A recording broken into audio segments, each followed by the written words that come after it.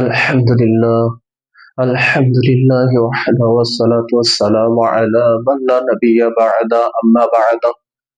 কোরআন তেলাওয়াতের মর্যাদার ব্যাপারে আল্লাহ রাসূল সাল্লাল্লাহু আলাইহি ওয়াসাল্লাম বলেন, আয়েশা রাদিয়াল্লাহু তাআলা আনহা قالت قال النبي صلى الله عليه وسلم।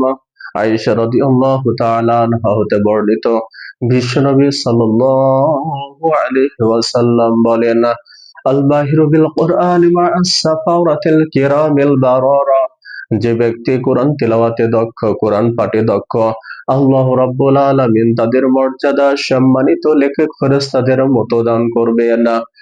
والذي يقرأه يتعتع فيه وهو عليه شاق له أجران।